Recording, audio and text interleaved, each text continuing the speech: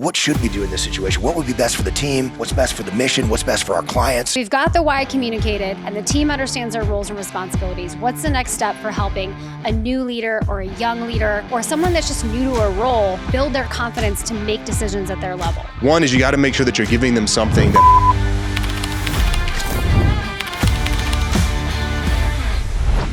We're back for another episode, and we brought in another Echelon Front instructor, Sean Glass. Awesome. Thanks for bringing me in. Super fired up to be here. Great to have you here, Sean. Appreciate it, Life. All right, so here is the topic for today. It is building confidence in others, which is really a question around decentralized command and how do we implement decentralized command properly, which is really the idea that everyone leads. And to do that, we have to gain some trust and we have to build confidence in people so they feel like they can make those decisions at their level. So that's what we're talking about today, decentralized command. How do we do that? How do we build confidence in others? What's interesting about this topic is if you don't have confidence that you are executing toward the greater goal, then you can't actually make calls, right? You can't actually make things happen. That alignment is super important.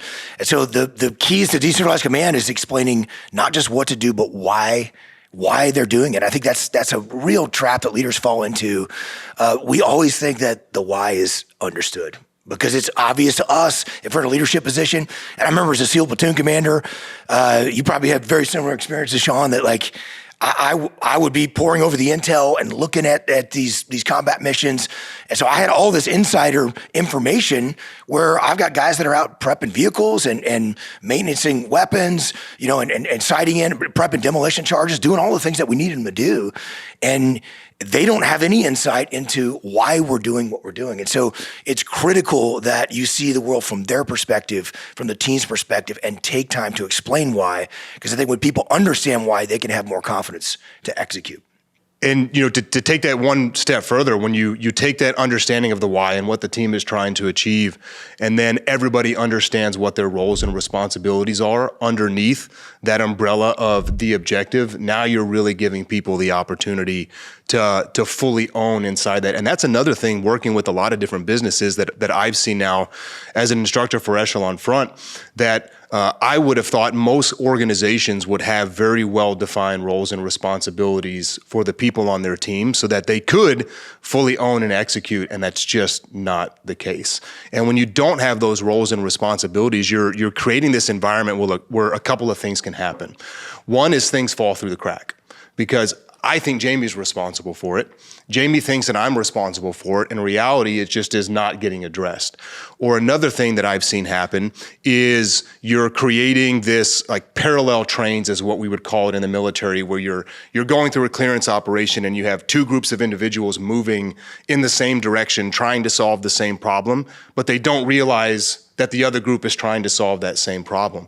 So you get the same thing where now it's not that it's not getting done, it's that Jamie and I are both working on the same thing, where we could combine our efforts or better prioritize one of our times, and it's solely because those roles and responsibilities aren't defined as well. Yeah, and once we have the why, that's the leader's job to communicate that. And if you're on the front lines, it's your job to ask the question. If your leadership isn't telling you the why, you need to ask those questions. Hey, help me understand why we need to be doing these things so that I can best support the plan. Those questions are really critical. If the leader is communicating the why, there's clear roles and responsibilities. There is still an effort when it comes to building confidence and helping people to gain that trust that is required in decentralized command. So if we've got the why communicated and the team understands their roles and responsibilities, what's the next step for helping a new leader or a young leader or someone that's just new to a role build their confidence to make decisions at their level? Yeah, part of that, in my experience, and I went through this when I was the COO of Agoras, which was a construction technology company that a couple of friends of mine founded in San Diego. And I was the COO, but it was a startup. So at one point in time, I was like the COO / truck driver / janitor / factory manager / everything. When we started to grow the company and we actually had to form into our official roles, I had to divest of the factory manager position and solely become the COO. And we were doing something in the manufacturing space that had never been done. So it wasn't like we could go and just hire someone with a lot of experience in this style of manufacturing. So our take was, was, we'll hire someone who's a very good leader. We'll bring them in, we'll train them up on our system, and we'll allow them to run the factory. So we hired this awesome young leader, guy named Kyle, great leader, great teammate, but he lacked confidence because he had never done the role before. So I knew that one of my big challenges for Kyle was going to be to get him to the point to where he understood that we trusted him implicitly to make decisions for the factory. So natural human tendency, if I'm not really confident in my decision making, I'm going to go seek that approval from someone else. And that's what he was doing. So he would come to me and he would want to make a change in the factory. Maybe it was move a position of a machine in the line, or maybe move where we put a certain material that needed to be used. And he would come to me and he wasn't necessarily implicitly asking me for permission, but that's what he was doing. So he would say something like, hey, I'm thinking about maybe moving this little piece of machinery over here. And I could tell what he was doing, and I could tell that I also needed to get him to the point to where he was comfortable making those decisions. So instead of just giving him my opinion on things and telling him to do it, I would just ask him some questions. And I would just say, hey, Kyle, it sounds like that might be the right move. Like, what do you think would happen if we did that? And then he would lay out for me something that he had very clearly thought through with a lot of detail. And then I would just say, it sounds great, man, go do it. And we went through this routine for probably about 30 days after he took over, where he would come to me and be looking for my permission without really asking for my permission. And I would just do the same thing. Well, what do you think we should do? What do you think would happen if we shifted this around, or if you hired that additional body? And he would very clearly have thought through the problem. And I would just say, it sounds great, go do it. So we talked every single day, but Friday morning we had our official sit down where it was like, hey, let's check up on the factory, some mentorship for Kyle. What does he need from me? And in one of those sessions at about the 4-week mark, he actually said to me, I've stopped coming to you with questions. And at the time I wasn't really picking up on why he was saying that. And I was like, oh, that's interesting. Well, why'd you stop coming to me asking questions? And he said, because I know what your answer would be. And that's when the light bulb kind of went off. And I said, oh, well, what would the answer be? And he said, you would just look at me and say, well, Kyle, what do you think we should do? And then I would tell you, and then you would say, okay, cool, go do it. So I just stopped coming to you. And I was like, this is the whole purpose of what we've been trying to do for the past 30 days is get you to the point to where you have the capability, but that you're confident in just executing at that level. That's exactly what you want. That's exactly what you want for leaders at every level of the team who can make decisions and make things happen. And they got to understand those roles and responsibilities. They have to understand the parameters within which they can make decisions and outside of which they can't make decisions. But at least you want them making a recommendation up the chain of command. And we saw the same thing, Jamie, as 10 years ago at Echelon Front when you first started and we started the Extreme Ownership Muster, our 2-day leadership conference, where when we first launched this thing, we didn't know if 50 people were going to show up. We had no idea how that was going to go. And we ended up having about 250 people at our first muster. And it's been an amazing event that we do, 3 of them a year since. But I remember very clearly when you used to say, hey, what do you guys want to do? And just look to us to make the decisions about what city we were going to, and then you, once we made that decision, then you'd go get 3 or 4 hotel options and say, okay, what hotel options are best? And we had to do the same thing just to say, hey, Jamie, what do you think we should do? And to watch that progress now, where now you say, hey, here's the cities we want to do this in. These are the best hotels. And I'm like, awesome. That sounds great. Do it. Yeah, I was going to say, as Sean was telling his story, that is the exact process that I went through to gain confidence in my role here at Echelon Front. And to your point, that's exactly what I would do. Early on at Echelon Front, it was me and like one other person. And I would call you guys and say, hey, we have this problem. How do you want me to handle this? Whether it was prepping for that muster or client issues that we were dealing with or invoicing challenges or marketing questions, I would call and offer the problem. Hey, here's what I'm dealing with. And I would get the same question every single time. And in the beginning, to be honest, it was a little annoying because I would call and say, here's the problem. And I'd get the question back, what do you think we should do? And initially I'm like, I don't know. That's why I'm calling you. But as I realized that what you guys were doing was giving me an opportunity to contribute. It was building in that confidence in myself. And so I would kind of muddy through an idea or think about something. And most of the time I had an idea of what I thought we should do anyways. And you built my confidence by immediately after, if that plan was even remotely close to the direction we needed to head, you guys would just say execute.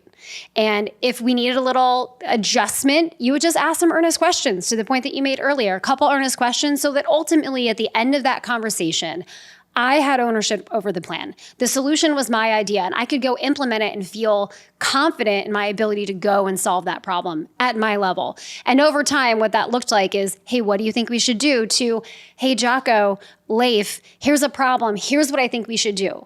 And now it's, hey, just so you guys know, here's a problem. Here's what we did to solve it. And that took time and effort and took a lot of patience from you guys, who likely had very quick and easy solutions to the problems that I was looking to solve, because you're the black belts in leadership and you had solutions, but you knew that that wasn't going to set me or our team up for success if you just solved all those problems. Instead, it would put you in a position where you're not going to be the easy button anytime we come across those same problems. I would actually disagree with that statement, because I think you had knowledge and insight into event planning that we certainly did not have. And that's the, even though we had some experience in leadership, and if we have black belts in leadership, it's only because I've made every mistake, possible, and had to learn from those mistakes. And it's incredibly humbling to realize how much you don't know, and you're constantly learning all the time. But you had knowledge and insight that I didn't have at all, because you'd ran events and you had experience in that world, which was awesome that you brought to the team. And I think that's going to be the case for leaders, right? You're not going to have experience in everything. You're not going to be the expert in everything. That's okay. Lean on your people to make those decisions, and lean on their expertise. Give them some the confidence by asking those earnest questions. I think there's a real power in that. And as we're sitting here discussing this, I was just thinking about, okay, why is it that you're coming to me to say, hey, what should we do? And then I say, well, hey, what do you think we should do? And then all of a sudden you're able to come up with an answer. I think the reason is because we're forcing you to detach from the problem and think bigger and think strategically. And so that is what you can do without someone asking you the question. Hey, if you don't know what to do, the answer is always the same. It's detach. Pull yourself back from the problem and think, okay, what should we do in this situation? What would be best for the team? What's best for the mission? What's best for our clients? This is how you make those decisions. And I think when you ask someone earnest questions like that, it opens their mind up in a big way. And so that's a really powerful tool that leaders have. So asking those earnest questions is one of the most powerful tools you have as a leader. And another reason that we see leaders that don't use this tactic, don't build confidence in their subordinate leaders, is we all have egos. And it feels good to be able to provide the answer. It feels good when you go with your plan. So, to leverage Jamie's example, she comes and she says, hey, what do you think we should do here for this event? You guys probably had some ideas about what would be a right thing to do. And it would have been very easy for you to use your idea or your plan and say, Jamie, just go do this. And that feels good as a leader, because now I'm getting to utilize my experience, my expertise. I get to make the call. It's my plan. I get the credit when everything goes right. But that's a short-term tactical win and really a strategic loss, because Jamie's not gaining any confidence. She's not gaining any experience. So you're moving the ball forward for the organization very little by doing that. I would say, though, there's a balance we have to strike here, because in our effort to build confidence, yes, we want to empower our team. Yes, they're closer to the problems. They're more inclined to have solutions to solve those problems. But at the same time, we can't give them so much to go and solve that it's actually going to break their confidence, because they're not capable of figuring out those solutions. Or to the point we made earlier, without ensuring that there's alignment or some parameters in which they can make decisions, and we haven't communicated that why, you might, with the intent of wanting to empower your team and build that confidence, send them off to come up with a plan. And the plan is so far off from where we actually need it to go. And now they've wasted time and we haven't built their confidence. If anything, we've torn it down. So the balance there is ensuring that we start with the why, we start with the roles and responsibilities, we make sure we understand the parameters in which people can make decisions, and then do our best to give as much ownership to our team members to come up with those plans and put those solutions in place. I think that's spot on. And I think the way to build that confidence is discipline, planning, preparation, rehearsals, walkthroughs. These are things that give you confidence. Even if you've never done these things before, if you put a lot of time and effort into the planning and preparation, and then you really spend time rehearsing. I mean, even just from a speaker at muster, like stepping on a stage, before we just throw someone into the, in front of 1,000 people on the stage at muster to give some leadership concept and answer questions, and they're really in the hot seat. We want to make sure that they've rehearsed this many, many times, gone through it, are super confident. And that can build confidence just by doing it over and over and over again. And how many of you had said how much harder it is to rehearse in front of Jocko or me in a hotel room? It's terrible. Than it is in standing on front of the stage in front of 1,000 people. So but then you can go out on stage and look, if training is harder than the actual experience that you're going to go through, that's even better. That's the way it should be. And I don't mean to be, we're not trying to be, we're certainly not trying to smash people's confidence, right? We all lack confidence at times. And I think as a good leader, you got to discern that. And one example I was thinking about with this is, as we started Echelon Front, I don't have a finance background. I don't have an MBA. I was kind of learning through the fire hose, and we were trying to figure out these compensation plans. And I told Jocko, I was like, look, I don't know how to do this. We probably should bring in an outside consultant or somebody that can help us. And he's like, yeah, I know somebody who can do that really well. And I was like, who's that? He's like, his name's Leif Babin. You're good to go. And I was like, oh, okay. It's not that hard. I can fix this. So, I can figure this out. And so we all have to encourage people at times when you see that someone's not feeling confident. And I think that was a great thing that Jocko did for me. I try to do that for other people as well when you can see that they lack confidence. But that discipline, planning, preparation, rehearsals, walkthroughs, all of that stuff is critical. I mean, in a SEAL platoon, you're going through, you spend all this time in planning and preparation, and then you do a full-scale rehearsals, and you jock up in your gear, and you walk through how things are going to go down as best you can while you're still on base. And that gives people such confidence to be able to go out and execute. Even if they're brand new and they have no experience whatsoever, you could go execute with confidence. So that's definitely something they need to spend a lot of time and effort on. To your point, Jamie, you definitely don't want that planning to go too far. As a leader, you want to be in there understanding what's happening, making sure that there's a correct approval process. So, I don't want to just say, hey, Jamie, you go and execute. And then, 6 months later, after there's been zero oversight, I come in and say, hey, what's going on here? And then I start trying to tweak what's happening. It's so much easier to check in with you, 3 days after we've had the conversation and say, hey, what do you think? What's best? And then we can tweak those plans before you spent so much time and effort, going down a rabbit hole that maybe we didn't need to.